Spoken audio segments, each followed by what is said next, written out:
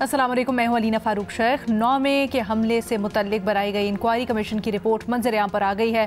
The news के editor investigation Ansar Abbasi साहब ने बड़ी इसके ऊपर तफसीली ख़बर लिखी है और उनसे बात भी हुई मेरी, तो जो डिटेल्स सामने आई हैं बड़ी हैरान कुन है, आपसे शेयर करते हैं। जनाब अंसार अब्बासी साहब बताते हैं कि 68 पैराज पर मुश्तमिल है रिपोर्ट, जिसमें ये निशानदही की गई है कि 300 मकामात के ऊपर एहतजाज किया गया। 9 मई को जिस दिन चेयरमैन बानी तहरीक इंसाफ को गिरफ्तार किया गया, सबसे तशवीशनाक बात यह बताई जा रही है कि जिस दिन इमरान खान की गिरफ्तारी हुई उस दिन तहरीक इंसाफ के मुख्तलिफ रहनुमाओं ने सोशल मीडिया का सहारा लिया, समाजी राब्ते की मुख्तलिफ वेबसाइट्स के ऊपर, एप्लीकेशंस के ऊपर लोगों को न सिर्फ तशद्दुद पर उकसाया, एहतजाज के लिए, पुरतशद्दुद एहतजाज के लिए कहा, बल्कि इस एहतजाज की आड़ में उन्होंने झूठी अफवाहें, झूठी खबरें भी फैलाईं और ये झूठी खबरों का सहारा लेकर उन लोगों के जज्बात को भड़काया। साथ ही साथ ये भी बताया गया इस रिपोर्ट के अंदर के मुख्तलिफ हैशटैग्स चलाए गए जिनमें GHQ की तरफ एहतजाज करने का कहा गया या GHQ की तरफ बढ़ो ये कहा गया। मुख्तलिफ जो बैरून मुल्क ब्लॉगर्स बैठे हैं उन्होंने वीडियोज़ बनाई और बहुत ही सनसनी फैलाई। इमरान खान को हिरासत में किस हाल में रखा जा रहा है, इससे मुतल्लिक झूठी खबरें फैलाई गई। फिर ये भी बताया गया रिपोर्ट में कि मुख्तलिफ शहरों में एहतजाज पुरतशद्दुद जो हुआ उस पर रोशनी डाली गई है तफसीली तरीके से। ये भी नोट किया गया है कि जब ये सारा का सारा मामला हुआ तो इमरान खान ने तमाम तर मामले पर कोई पशेमानी जाहिर नहीं की, बल्कि ये कहा कि अगर उनके ऊपर जो इल्ज़ामात लगाए गए हैं वो ना हटाए गए या फिर उनको जिस तरीके से गिरफ़्तार किया गया है वो हुआ तो दोबारा ऐसे ही एहतजाज होगा। ये भी अंसार अब्बासी साहब बताते हैं कि कुछ रिकमेंडेशंस भी दी गई हैं इस रिपोर्ट के अंदर, क्योंकि TORs के अंदर था कि आइंदा इस तरह के वाक़यात से बचने के लिए क्या होना चाहिए। और ये भी फिर उन्होंने बताया कि एविडेंस से मुतल्लिक एज सच कुछ इस रिपोर्ट में नहीं कहा गया, लेकिन दस्तावेज़ात ज़रूर इस तरह की या पेश की गई हैं जिसमें ट्वीट्स का हवाला दिया गया है। फिर ये अंसार अब्बासी साहब बताते हैं कि पूरी की पूरी रिपोर्ट में न सिर्फ 9 मई और 10 मई का दिन, बल्कि यहाँ तक जो पाकिस्तान तहरीक इंसाफ ने वोट ऑफ नो कॉन्फिडेंस के बाद से बयानिया बनाया और पूरा का पूरा एक सियासी फ्रंट पर महाज चलता रहा उनका, या फिर उनका एक नैरेटिव रहा और उसने किस तरह से कंट्रीब्यूट किया 9-10 मई के वाक़यात में, उसको भी तफसीली तौर पर बयान किया गया है। अब यहाँ पर सवाल ज़्यादा बड़ा ये है कि जो रिपोर्ट में निशानदही की गई है कि जो PTI के रहनुमा थे वो झूठ बोलते रहे, प्रोपेगेंडा करते रहे और सोशल मीडिया के ऊपर झूठी खबरें फैलाते रहे इमरान खान की गिरफ्तारी और उससे मुतल्लिक जो वाक़यात एहतजाज के थे उससे मुतल्लिक।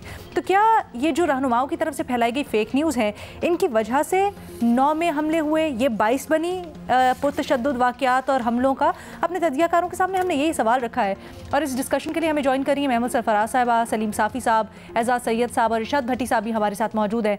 एजाज़, आपकी राय सबसे पहले जानना चाहूँगी, क्या समझते हैं किस हद तक कंट्रीब्यूट किया और जिन जिन लोगों की निशानदही की है उससे मुतालिक क्या कहेंगे? अलीना, बहुत बहुत शुक्रिया। एक तो अंसार अब्बासी साहब का बहुत शुक्रिया कि उन्होंने इतनी बढ़िया खबर डिटेल से दी कि आज मैं और आप गुफ्तगू कर रहे हैं हम सारे। अगर इस सारी रिपोर्ट को तफसील से पढ़ें तो 2-3 चीजें बड़ी वाज़ेह होती हैं। पहली बात तो यह है कि 9 मई के दिन क्या हुआ वो आपको भी पता है, हमें भी पता है, हम फील्ड में मौजूद थे कि किस तरीके से लोगों ने एहतजाज किया। लेकिन ये रिपोर्ट अगर आप क्लोजली पढ़ें तो फ्रैंकली स्पीकिंग अलीना, किसी भी अदालत में जब इस रिपोर्ट को रखा गया ना तो वो अदालत के जो जज साहिबान है वो सवालों से उसको उड़ा के रख देंगे। मैं बताता हूँ वो क्यों उड़ा कर रख देंगे। सबसे पहले बात तो यह है कि अगर आप इस खबर के शुरू के हिस्से में ले तो उसमें ट्वीट्स का हवाला दिया गया है, जो कि जाहिर है इस 68 पेज रिपोर्ट का हिस्सा है। मिसाल के तौर पे कहा गया है कि अली अमीन गंडापुर साहब के हवाले से कहा गया कि उन्होंने कहा कि जी इमरान खान साहब का तहफ़्फ़ुज़ करना है। फिर फरख हबीब का जिक्र किया गया है, अली जैदी का ट्वीट किया गया है, अनम शेख का, शानदाना गुलजार का। वो क्या बातें कह रहे हैं? वो कह रहे हैं कि एहतजाज करें, इमरान खान को प्रोटेक्शन दें। किसी ने कह दिया कि इमरान खान, मुराद सिंह साहब का गालिबन ये है कि इमरान खान साहब को शायद मार दिया जाएगा। शहरियार अफरीदी का भी इस तरह का है। जिन्होंने गलत ट्वीट किया है या जो कि झूठ है, उनके ऊपर ज्यादा से ज्यादा क्या सजा होगी? यही कि उन्होंने झूठ बोला है, उन्होंने या उससे भी आगे कर ले कि इंसाइट किया है। क्या उन पर हमले की जो फर्द जुर्म है वो आयद हो सकेगी? मेरा नहीं ख्याल हो सकेगी। देखिए, हकायक जो हैं वो बड़े अहम होते हैं, लेकिन जो पॉलिटिकल केसेस होते हैं उनमें बयानिया अहम होता है। ये नहीं देखा जाता कि एक्चुअली क्या क्या हुआ, लेकिन देखा ये जाता है कि बयानिया क्या बन रहा है और किसके पास ज्यादा बड़ा बयानिया है। तो इसमें तो कोई शक नहीं है कि 9 मई को पीटीआई के जो लोग थे उन्होंने एहतजाज किया, और वो एहतजाज क्यों किया? वो एहतजाज गुस्से का इजहार था। ना सिर्फ ये कि सियासी जमातें, जो हमारी रिवायती सियासी जमातें, पाकिस्तान मुस्लिम लीग नून, पीपल्स पार्टी, बल्कि एस्टैब्लिशमेंट के खिलाफ भी गुस्से का इजहार किया गया था एट दैट टाइम। लेकिन अब आप इसको, इस सियासी केस को, यानी कि जो कि सियासी रंग इख्तियार कर चुका है, 1 साल के बाद भी फर्दे जुर्म आप इमरान खान साहब के ऊपर आयद नहीं कर सके। आप उनके जो बड़े साथी हैं, मिसाल के तौर पे अली अमीन गंडापुर का इसमें नाम है, वो खैबर पख्तूनख्वा के वजीर आला बन चुके हैं। इसमें कुछ और लोगों के नाम है जो कि इस वक्त कौमी असम्बली के रुकन बन चुके हैं। हमाद अजहर का नाम है, वो बेल लेकर वापस पाकिस्तान में रूपोशी इख्तियार किए हुए थे, वो वापस आ चुके हैं। तो आप इनके बारे में कुछ नहीं कर सके, लेकिन विद एवरी वो पासिंग टाइम जो बयानिया है वो पाकिस्तान तहरीक इंसाफ के पास जा रहा है, उनके हक में जा रहा है। और वो जो पहले एग्रेसर के तौर पे जाने जाते थे, वो अब मासूम के तौर पे जाने जाते हैं, मजलूम के तौर पे जाने जाते हैं।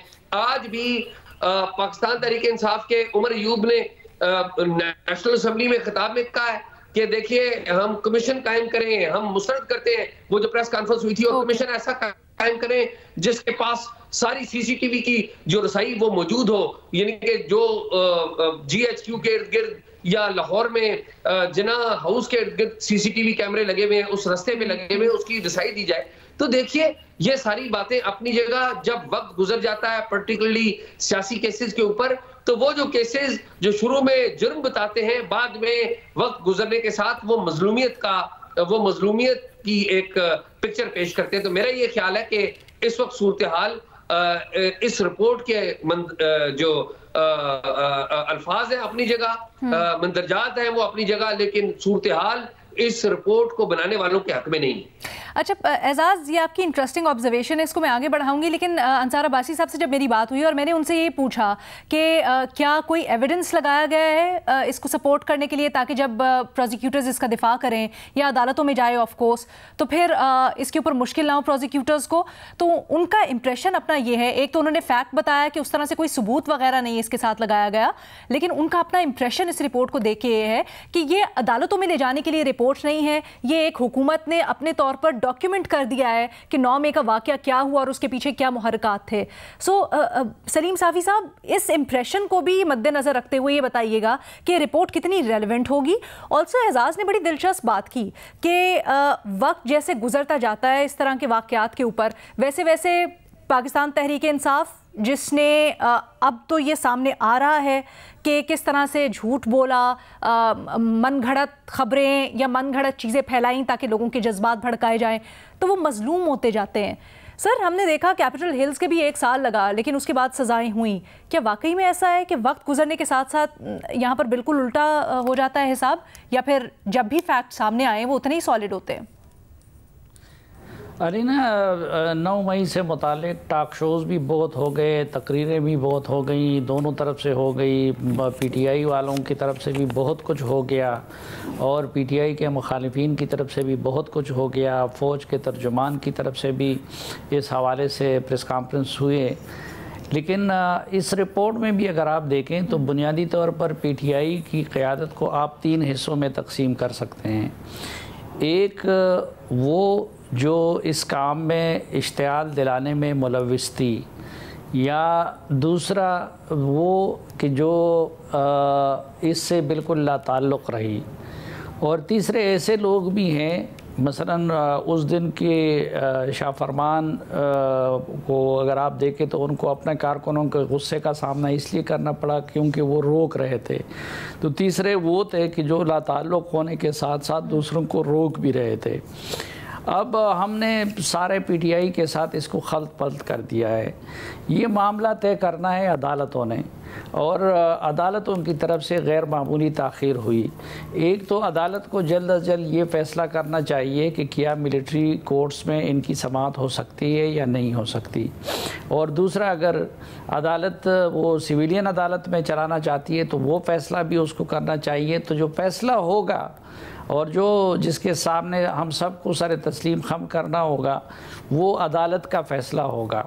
तो मेरे ख़्याल में अब इस पे मज़ीद ये बहस मुबाहिसा इसकी कोई ज़रूरत नहीं है, बल्कि असल चीज़ यही है कि अदालतों में जल्द अज जल्द इसकी समाअत हो ताकि जो लोग बेगुनाह हैं वो छूट जाएँ, वो अपने घरों को चले जाएं, अपने काम शुरू करें, और जो गुनाहगार है उनको सज़ा मिलें। ठीक है सर, लेकिन हुकूमत कह रही है ये एक पॉलिटिकल पार्टी के अगेंस्ट चार्जशीट है, पाकिस्तान तहरीक इंसाफ। फिर इस तरह के क्योंकि पीटीआई हमेशा से इनकार करती आई है और कहती है कि हमारे तो खिलाफ साजिश हुई, हमने इस तरह की कोई नहीं किया, तो इससे क्या फ़र्क पड़ेगा अब जब हर चीज़ एटलीस्ट डॉक्यूमेंट हो गई है? तो नहीं, मेरे ख्याल में किसी हद तक मददगार साबित हो सकता है, लेकिन अदालत सारे शवाहिद को देखकर फैसला करेगी कि क्या पीटीआई बतौर जमात इसकी ज़िम्मेदार है और क्या ये सब कुछ इमरान खान के ईमा पे हुआ है या कि नहीं, आज ख़ुद कारकुनों ने अपना गुस्सा निकाला है।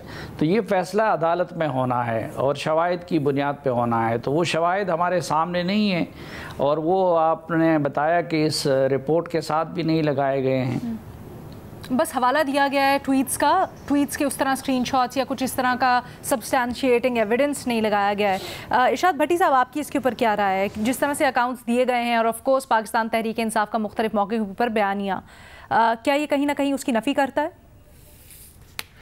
मैडम शेख, जब ये रिपोर्ट आई तो उसके बाद यानी ये रिपोर्ट इसका बड़ा रोला था, फिर ये वफाकी 9 मई वाले दिन वफाकी काबीना के इजलास में आई, तो लेकिन उसके बाद लंबी चुप। मैं बड़ा हैरान हुआ कि ये रिपोर्ट डाउन प्ले क्यों हुई है, इतनी हैवी वेट रिपोर्ट है, इस पर रोला क्यों नहीं पड़ा? मरकजी हुकूमत, पंजाब हुकूमत, हुकूमती तर्जमानों ने खुलकर क्यों नहीं खेला और धड़ाधड़ प्रेस कॉन्फ्रेंसें क्यों नहीं हुई? और कहीं कहीं से हुकूमत की तरफ से इसे अधूरी रिपोर्ट या अधूरी चार्जशीट क्यों कहा गया है? तो उस पर मैंने जब इधर उधर से पता किया और कुछ प्रोग्राम सुने, और जिनमें ख़ास तौर पर नजम सेठी साहब का मैं ज़रूर जिक्र करना चाहूँगा, जिन्होंने इस 26 सफ़ाती रिपोर्ट को इसका एक एक पैरे पर डिस्कशन की। अब हुआ ये है कि इसमें तो कोई शक नहीं है कि ये रिपोर्ट जो है ये बताती है कि साजिश थी, ये एक मरकज़ी किरदार और भरपूर किरदार था इमरान खान का, ये रिपोर्ट कहती है। 34 मास्टर माइंड थे, 52 मनसूबा साज थे, 125 अमल कराने वाले थे, और इसे अलग थलग वाक़यात के तौर पर नहीं देखा जाना चाहिए। मतलब 9 मई की जिम्मेदार पीटीआई क़यादत थी, फ़ौज और बाकायदा मनसूबाबंदी से हुआ। और लेकिन इसमें इस 26 सफ़ाती जो रिपोर्ट है जिसको तैयार किया है लॉ मिनिस्ट्री ने, निगरान के दौरों, निगरान हुकूमत की लॉ मिनिस्ट्री ने, ह्यूमन राइट्स मिनिस्ट्री ने, वजारत दाखिला ने, इतलात व नशरियात की वजारत ने, पुलिस और एजेंसियों के अफसरान भी इसमें शामिल थे, एक तरह से कहा गया है। और इसमें मैडम शेख ट्वीट्स करने वाले भी हैं, वीलॉगर्स और यूट्यूबर्स भी हैं जिनकी वजह से ये फैला गया। लाहौर में जिन लोगों ने किया उनके नाम भी हैं, मेरे सामने सारे लिखे हुए हैं। GHQ पर जिन्होंने जिनको मेंशन किया गया उनके नाम भी हैं। गुजरांवाला में, मियांवाली में, इस्लामाबाद में, मुल्तान में, ये मेरे सामने नाम लिखे हुए हैं। और हैरत अंगेज़ तौर पर फवाद चौधरी, असद उमर, परवेज़ इलाही, शाहमूद कुरैशी, शेरी मिजारी और बहुत सारे लोग इसमें नहीं हैं। अब मैडम शेख, मैं जब देखा कि अब इसी रिपोर्ट में एक और भी है कि 14 लोग मारे गए उस दिन और 423 जख्मी हुए, जिस जख्मियों में ज़्यादातर पुलिस के लोग हैं। 40 सरकारी इमारतों को नुकसान पहुंचा, 15 प्राइवेट इमारतों को नुकसान पहुंचा, 160 गाड़ियों को नुकसान पहुंचा जिनमें ज़्यादातर सरकारी गाड़ियां, और 17 अरब का नुकसान हुआ, ये रिपोर्ट कह रही है। अब मैडम शेख, इसमें मैंने जब ये पता लगा, जब चलाया कि क्यों नहीं ये इस रिपोर्ट को डाउन प्ले क्यों हुई है, तो उसकी 2 वजह सामने आई। एक कि ये अगर ये रिपोर्ट ही डॉक्यूमेंट ही किसी दिन अदालत में चला जाएगा तो ये सबूत मांगे जाएंगे, मजीद सबूत देना पड़ेंगे। ये डॉक्यूमेंट काफ़ी नहीं है किसी को मुजरम साबित करने के लिए।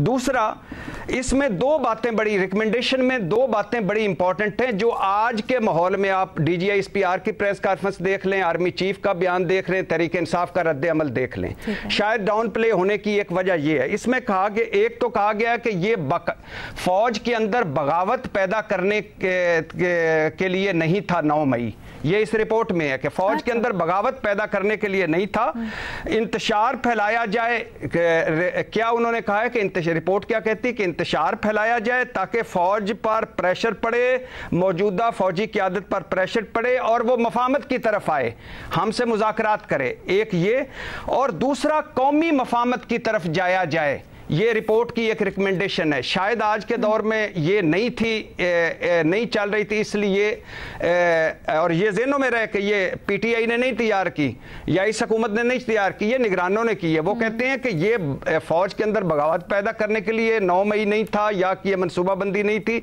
हाँ, उनकी फ़ौजी क़यादत पर प्रेशर डालने के लिए बतौर ये जो इंतशार था उसको हथियार के तौर पर इस्तेमाल हुआ, और वजह ये रिपोर्ट बताती है कि ताकि फ़ौजी क़यादत हमारे साथ मुज़ाकरात करे, और दूसरा कौमी मफाहमत की तरफ जाया जाए, और तीसरा जो आने वाली हुकूमत है, यानी ये जो अब आ गई है शहबाज हुकूमत, ये इकनॉमिक रिवाइवल की तरफ जाया जाए।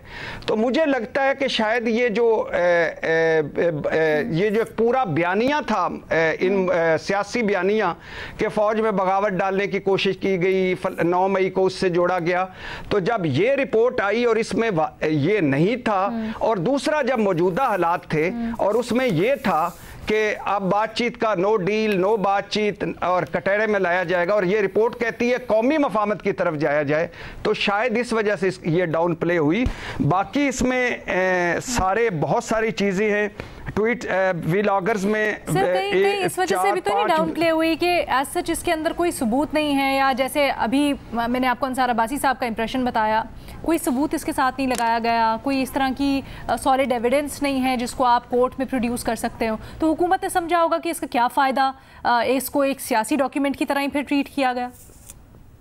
नहीं, ऐसी कोई बात नहीं। अच्छा। ऐसी कोई बात नहीं है। हुकूमत ने ये समझा, इतनी मासूम हुकूमत, और पिछले 1 साल से अपनी कारकर्दगी पर नहीं, अपनी परफॉर्मेंस पर नहीं, अपनी गवर्नेंस पर नहीं, अपनी सियासत पर नहीं, सिर्फ 9 मई पर खेलने वाली हुकूमत। हालांकि 9 मई जो एक शर्मनाक दिन है, उसको लिए काफ़ी हैं अदालतें और रियासत, लेकिन हुकूमत उसकी आजकल अच्छा बच्चा बन के तर्जमानी खामखा कर रही है, और इस रिपोर्ट को वो ना पब्लिक अपने लिए इस्तेमाल करती, लेकिन इसमें उनके लिए मवाद चूंकि नहीं निकला। ठीक है महमल, आप क्या वजह समझती हैं? वैसे राना सनाउल्लाह साहब ने तो इसको बिल्कुल उड़ा के रख दिया था, उन्होंने कहा कि it's neither here nor there, इसमें कुछ है ही नहीं। तो कहीं ना कहीं तभी तो मैडम शेख कह रहा हूं कि ये इसको बजाय इसके कि इस रिपोर्ट को आगे लेके जाते, अधूरी रिपोर्ट है, अधूरी चार्जशीट है ही कुछ नहीं। क्यों कुछ नहीं था? इसका मतलब है कि उनके जो मतलब की चीज़ें नहीं थी। ठीक है, नहीं, लेकिन एक चीज़ तो ज़रूर है ना, जो ट्वीट्स का हवाला दिया जैसे महमल, और उसमें बताया है कि किस तरह से झूठी खबरें फैलाई गई, तो वो तो पॉइंट करता है कि जज्बात को कहीं ना कहीं लोगों के भड़काया गया। लेकिन अलीना बात क्या जो ट्वीट्स है वो एविडेंस होती है? ये ट्वीट्स उस वक्त तक एविडेंस नहीं होती जिस वक्त तक जिस बंदे की ट्वीट है उस बंदे का मोबाइल लेके मोबाइल के साथ मैच ना करवाया जाए कि वाकई ये मोबाइल इसी मोबाइल से या इसी डिवाइस से लिखी गई है। तो क्या ऐसा किया गया? देखें, आज मेरे पास एक ट्विटर हैंडल है या एक्स का हैंडल है, मैं और वो वेरीफाइड है, मैं कल एक और नया हैंडल लेके उस जो हैंडल है उसको बदल सकता हूं, खत्म कर सकता हूं, अदालत में जाके। एजाज, आप जो बात कर रहे हैं वो खालिस्तान कोर्ट ऑफ लॉ की बात कर रहे हैं, आप अदालती समात की बात कर रहे हैं, वहां पर किस तरह से परसीव किया जाएगा। हम तो सियासी महाज पर भी और अदालती महाज पर भी एक महाज कर लिया, बट सियासी महाज पर बताएं, जो एक बयानिया उसके पीछे बनाया गया और जिससे बेसिकली जहन साजी होती है, तो महमल उसके लिए किस तरह से कंट्रीब्यूट करते हैं? ऑफ कोर्स उसकी तरफ तो ये पॉइंट आउट कर रहा है कि इट्स अ फैक्ट कि इस तरह की गुमराहकुन चीजें थी।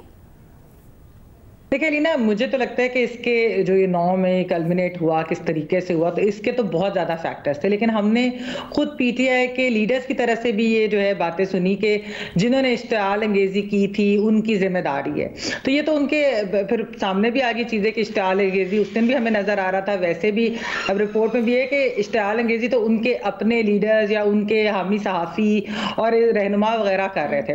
तो खैर मेरे अपनी नज़र में लीना बात ये कि ये बहुत से मुहर्रिकात थे जिसकी वजह से ये हमले के बाइस बने। उसमें आप ये देखें कि शुरू में वोट ऑफ नो कॉन्फिडेंस से पहले और फिर बाद में जिस तरीके से इल्ज़ामात की बौछार की गई कि ये एक अमरीकी साजिश थी, और फिर जिस तरीके से फ़ौज के जो लीडरशिप है उनको मीर सादिक, मीर जाफ़र कहा गया। फिर आप ये देखें कि हमने देखा कि जब जुडिशल कॉम्प्लेक्स के अंदर खान साहब की पेशी होती है तो उधर क्या हुआ, फिर ज़मान पार्क में अगर पुलिस आती है तो उधर पेट्रोल बम और ये सारी जो चीज़ें हमें नज़र आ रहा था कि ये जिस तरीके से बयानिया चल रहा है, ये जो सब कुछ हो रहा है, इसका एंड सही नहीं होगा। और वही चीज़ हुई कि मई 9 को खान साहब की जब गिरफ्तारी हुई और फिर इस किस्म के बयानात सामने आए कि उनको टॉर्चर किया जा रहा है, उन्हें मार दिया जाएगा, जब इस तरह की चीज़ होती है तो फिर वो, क्योंकि आपने ऑलरेडी कारकुनों को एक तरह से आप कह लें कि मिलिटराइज भी किया था, जो हमने पहले चीज़ें देखी, वायलेंस के इंसिडेंट्स देखे उससे पहले, और वैसे भी जिस किस्म के बयानात आप दे रहे थे तो उसके अंदर इतना इमोशनल किया गया कि एक चीज इस तरीके से एक रिएक्शन नजर आ रहा था। अच्छा, और खान साहब ने खुद भी कहा कि जब मुझे इस तरह अरेस्ट किया जाएगा और कौन लोग करेंगे तो फिर रिएक्शन तो ऐसे ही आना है। तो एक तो ये चीज है, लेकिन हाँ इसके अंदर ये चीज जरूर है कि ये अब प्रोसिक्यूशन ने एविडेंस के साथ जो है वो प्रूव करना है कि कौन कहाँ था, क्योंकि हमें मास्टरमाइंड्स के बारे में कहा गया, हमें बताया गया फैसिलिटेटर्स के बारे में, हमें बहुत सारी ऐसी भी चीजें कि शायद फौज के अंदर क्या हो रहा था क्या नहीं, बहुत सारे जराये के थ्रू हमें वो भी चीजें बताई गई।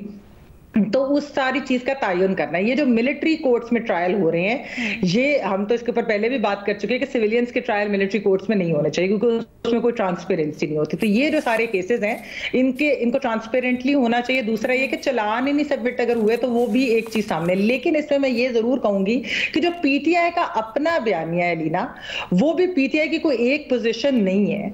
वो एक तरफ ये कहते हैं अगर हमारे कारकुनान थे तो आप सजा दे दें, फिर वो कहते हैं नहीं फॉल्स फ्लैग ऑपरेशन था, हमने तो किया ही नहीं। जब उनसे सवाल किया जाता है कि क्या इसका मतलब है कि आप कह रहे हैं फॉल्स फ्लैग का तो मतलब यही हुआ कि क्या एस्टैब्लिशमेंट ने खुद ही हमला करा दिया इन सारी तंसीबात के ऊपर, तो उसका जवाब नहीं मिलता और आगे से यही कहा जाता है जुडिशल कमीशन बना दी जाए। अच्छा, फिर उसका जवाब इस रिपोर्ट से नहीं मिलता कि जहां पर वो पूरा बताते हैं कि टाइमलाइन एस्टैब्लिश करके कि इस वक्त ये वाली ट्वीट हुई, ये वाली ट्वीट हुई और बयान का क्या हैशटैग चला जीएचक्यू की तरफ चलो। अलीना, मैं वही बात कर रही हूँ कि पीटीआई के बयानिए की बात करें कि पीटीआई वाले इस पे कोई खातिर का जवाब नहीं देते फॉल्स फ्लैग पे। अच्छा, फिर वो कहते हैं हमारे लोग थे, कारकुनान हमारे होंगे, लेकिन उनको इश्तिआल दिया गया। अच्छा, अगर इश्तिआल दिया गया तो वो तो इस रिपोर्ट के अंदर भी है, वैसे भी जब भी कोर्ट्स के अंदर ये सारी चीज सामने आएगी तो इश्तिआल किसने दिया, वो तो आपके अपने लोग थे जिन्होंने इश्तिआल भी दिया। तो ये कि हमारे फिर कि जी हमारे तो नहीं थे और फिर पता नहीं कौन थे और ट्रकों से कौन उतरा और ये और वो जुडिशल कमीशन। अब बात ये, एक तो पीटीआई को अपनी पोजीशन इसके ऊपर क्लैरिफाई करनी चाहिए कि वो असल में वो क्या समझते हैं। अगर वाकई उनके लोग जो कहते हैं कुछ लीडर्स के अगर हमारे लोग थे तो उनको सजा होनी चाहिए, तो बिल्कुल इस चीज का तयन होना चाहिए कौन लोग थे। कुछ लोग बाय स्टैंडर्ड्स भी थे। साफी साहब पहले भी एक बात इस पे कर चुके हैं कि जो लोग वैसे ही उधर चले गए और वो बाय स्टैंडर्ड थे और वो एज सच नहीं किसी भी चीज के अंदर इन्वॉल्व हुए, उनको भी जिस तरह उठाया गया, जो एक स्टेट का रिस्पॉन्स आया सामने, तो वो चीजें जो है वो भी नहीं होनी चाहिए थी। लेकिन वैसे ओवरऑल अलीना इस चीज का अब साल हो चुका है, ये रिपोर्ट तो चले है, लेकिन जो कोर्ट्स के अंदर मामलात होने, जो चीजें होनी है, इसकी इस सारी चीज की वजह से एक बहुत ज्यादा पॉलिटिकल केओस हमने। मेरा सवाल बेसिकली ये था कि अगर ये सारी जो चीज़ है इससे करने से कहीं ना कहीं मजीद शकूक व शुबात पैदा हो गए हैं और रिपोर्ट से तशफ़ी नहीं हुई, रिपोर्ट ने में अदालती कार्रवाई के लिए भी उस तरह से एविडेंस नहीं लगाया गया, तो फिर जारी करने का मकसद क्या था, क्या हासिल हुआ हुकूमत को इससे? वो सवाल अपनी जगह कायम है। एक छोटी सी ब्रेक लेते हैं, ब्रेक के बाद वापस आते हैं और फिर दूसरा सवाल डिस्कस करते हैं।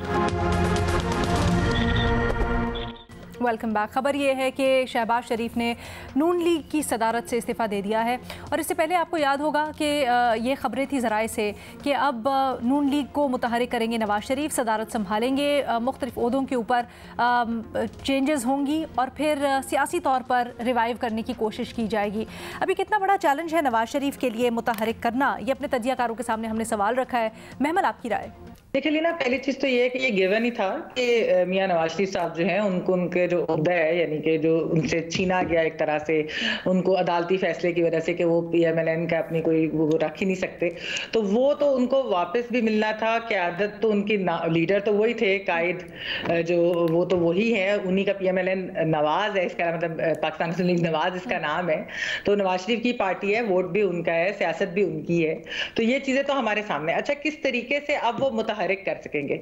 देखें, चैलेंज तो बहुत बड़ा है लीना, क्योंकि हमने देखा कि पिछले 2 सालों के अंदर जिस तरीके से एक तो PDM की हुकूमत और उस दौरान जो PTI ने बयानिया बनाया और किस तरह से जो है नून को एक सियासी कॉस्ट भी, पॉलिटिकल कॉस्ट भी पे करनी पड़ी, तो उसका भी जो नुकसान है उसका अजाला कैसे होगा। लेकिन इस वक्त जो सबसे बड़ा जो चैलेंज वैसे अगर आप ओवरऑल मुल्क के लिए भी देखें वो मुआशी है। तो इनकी हुकूमत है, फेडरल गवर्नमेंट भी, वफाकी हुकूमत भी इनकी है, जिसने जो है मुआशी चैलेंजेस का सामना करना है। दूसरी तरफ जो डिलीवरी के लिए एक पंजाब में भी इनकी बेटी की अपनी मरीम नवाज शरीफ साहबा की हुकूमत है, तो ये भी देखना है कि वो अगले चंद साल जो है वो अपनी डिलीवरी कैसे, गवर्नेंस कैसे करती हैं। तो एक तरफ तो वो वाली चीजें भी हैं। अच्छा, दूसरा अलीना, हमने मियां नवाज शरीफ साहब की भी एवोल्यूशन जो है ना सियासी, वो हमने ओवर द इयर्स देखी है। यानी कि वो पहले किस तरह वजीर खजाना थे, वजीर आला बने, वजीर आजम बने, लेकिन फिर जो एक उनके एक करियर के अंदर एक नई ट्रेजेक्टरी जो शुरू हुई थी, वो मैं समझती हूँ कि वो जब उनका बयान था 93 में गलबन कि मैं डिक्टेशन नहीं लूंगा, तो उसके बाद से किस तरीके से उनकी एक उनकी सियासत बदली। फिर हमने देखा कि जब चार्टर ऑफ डेमोक्रेसी मोहतरमा बेनजीर भुट्टो शहीद और मियां नवाज शरीफ के दरमियान साइन हुआ, किस तरीके से एक पॉलिटिकल मैच्योरिटी दिखाई गई दोनों लीडर्स की जानिब से, दोनों पार्टीज की तरफ से। इवन हमने जब देखा कि 2013 की हुकूमत के बाद धरने भी हुए और इस तरह की जो चीजें हो रही थी, उसके बावजूद मियां नवाज शरीफ ने किस तरीके से उसको पॉलिटिकली मैच्योर तरीके से हैंडल किया, और जेल में जाने के बाद भी सारा जो एक नैरेटिव भी था, सब कुछ हमने देखा ओवरऑल कि उनकी सियासत की एक मैच्योरिटी। तो अब ये देखते हैं कि इस वक्त उन्होंने, मैंने जैसे कहा कि PDM की पहली हुकूमत की वजह से बहुत ज्यादा सियासी कॉस्ट पे करनी पड़ी। फिर हमने देखा कि इन इलेक्शंस के अंदर जो कंट्रोवर्सीज हुई उसकी वजह से भी एक काफी मसला है। तो अब इन सारे चैलेंजेस को क्या मियां नवाज शरीफ साहब अपनी पुरानी सियासत के तर्ज से करेंगे या जिस तरह उनकी एक हमने एवोल्यूशन देखी है उसको उस तरीके से? आपको क्या लगता है, आपका अंदाजा क्या है? देखिए रीना, ये तो अभी तक जो है इस पे ज्यूरी स्टिल आउट, क्योंकि उन्होंने एक तरह से खामोशी इख्तियार की हुई है। लेकिन उन्होंने फिर भी अपने भाई की भी, प्राइम मिनिस्टरशिप की भी उन्होंने कहा कि वो उनके साथ है और वो ये सारे मसले हल कर सकते हैं। और जाहिर बात है उनकी बेटी जो उनकी पॉलिटिकल सक्सेसर हैं, वो चाहते हैं कि उनकी भी कामयाबी हो। अच्छा, तो इसलिए देखते हैं अब आगे क्या होता है। एक और चैलेंज है उनको, तंजीम साजी का चैलेंज, बिकॉज हमने देखा है कि अभी रिसेंट पास्ट में बहुत सारे नून लीग के रहनुमा हैं जो नाराज हुए हैं, और खासकर ये भी, महमद आगे चलते हैं ना, दरमियान में ऐड कर लीजिएगा। तंजीम साजी का एक बहुत बड़ा चैलेंज है, बहुत से रहनुमाए जो नाराज हुए नून लीग से, बहुत से रहनुमाए जो शहबाज शरीफ की अब दूसरी दफा हुकूमत आने से अग्री नहीं करते किस तरह से मामला चल रहे हैं। भट्टी साहब, क्या समझते हैं इस चैलेंज को नवाज शरीफ साहब एड्रेस कर पाएंगे और कैसे? मैडम शेख, ये मियां मोहम्मद नवाज शरीफ पे ही छोड़ें, और इसकी मैं कम अज़ कम मुझे तनख्वाह नहीं मिलती कि मैं मियां मोहम्मद नवाज शरीफ को कोई मशवरा दूं या वो मेरा मशवरा मानेंगे। मेरे ज़हन में कुछ चंद क्यूट से सवाल आए हैं आपकी इजाज़त से। पहला क्यूट सा सवाल है कि शहबाज शरीफ साहब ने इस्तीफ़ा नवाज शरीफ को क्यों भिजवाया, मैंने अपने आप से पूछा और मैंने ही जवाब दिया, भाई अले ना हंजार इंसान, क्योंकि नवाज शरीफ को इसलिए भिजवाया क्योंकि वो कायद हैं और ये पार्टी सदर हैं, कायद बड़ा होता है। अच्छा, फिर एक और मेरे अंदर से सवाल उठाया कि अब अगर वो कायद हैं, रहबर हैं, कायद आज़म सानी हैं, पाकिस्तान के इमाम खुमैनी हैं, यानी बड़े हैं सदारत से, तो फिर क्या उनकी डिमोशन हो रही है पार्टी सदर पर? यानी ये तो प्रमोशन सुना जा रहा था, ये तो डिमोशन नहीं होगी पार्टी सदर पे। जवाब उसके बाद खामोशी थी, यानी मुझे कोई समझ नहीं आई कि कायद, रहबर, कायद आज़म सानी, इमाम खुमैनी, 3 दफ़ा का वज़ीर आज़म, क्या वो नीचे आके फिर पार्टी सदारत संभाल रहा है? अच्छा, दूसरा सवाल क्यूट सा कि शहबाज शरीफ पार्टी सदर थे, पार्टी कौन चला रहा था, हर बड़ा फैसला कौन कर रहा था? जवाब मेरे अंदर से आया, भाई नवाज शरीफ साहब चला रहे थे, पागल आदमी नवाज शरीफ साहब चला रहे थे। फिर मैंने कहा अगर नवाज शरीफ साहब ही हर पार्टी चला रहे थे, हर बड़ा फैसला वही कर रहे थे, तो जब सब कुछ खुद ही कर रहे थे, तो फिर पार्टी सदारत की क्यों जरूरत? सही। शहबाज शरीफ साहब तो इतने अच्छे पार्टी सदर हैं कि मरियम नवाज चीफ ऑर्गेनाइजर थी, सीनियर नायब सदर थी, पार्टी वो चला रही थी, वो चुप करके बैठे थे, फिर मुझे कोई जवाब नहीं मिला। अब मैडम शेख मुझे लग रहा है कि नवाज शरीफ को पार्टी सदर बनाकर भी देख लिया गया है, शहबाज शरीफ को पार्टी सदर बनाकर भी देख लिया गया है, मरियम नवाज के हमरा पार्टी के हवाले करके भी देख ली गई है, नवाज शरीफ साहब की लॉन्चिंग भी देख ली गई है, सारा कुछ ही नाकाम हुआ है। अब एक और वो अंदर धमाल डालने जा रहे हैं, लुड्डी डालने जा रहे हैं, होगा कुछ भी नहीं। क्यों? क्योंकि मसला ये नहीं है कि पार्टी कोई संभालेगा या पार्टी से किसी को उतार दें तो कोई अचानक पर लग जाएंगे। मसला है कि आप डील करके गए थे, आप डील करके वापस आए हैं, आपकी हुकूमत फार्म 47 की हुकूमत है, बयानिया लेस है, इखलाकी बर्तरी लेस है, साख लेस हुकूमत है, इस पर सोचना पड़ेगा। और दूसरा, नवाज शरीफ साहब से को बड़ा चैलेंज ये है कि वो सदर बनकर क्या कर लेंगे जो सदर बनकर नहीं कर रहे थे, और क्या पार्टी मुतहरक करने के लिए नवाज शरीफ साहब को 70-75 साल की उम्र में पार्टी की सदारत ही चाहिए थी, जबकि मुस्लिम लीग नून है, नवाज शरीफ है। तो मेरा ख्याल है कि ये हवाई फायरिंग है, फ्रेंडली फायरिंग है, ये भी ठुस हो जाएगी। वैसे मशवरा आपने दे ही दिया जिसकी आपको तनख्वाह नहीं मिलती, फिर भी मुफ्त का। अच्छा, ब्रेक लेनी है जी, हमें एक छोटी सी ब्रेक लेनी है, ब्रेक के बाद वापस आते हैं, फिर साफी साहब से भी बात करेंगे, एजाज से भी बात करेंगे।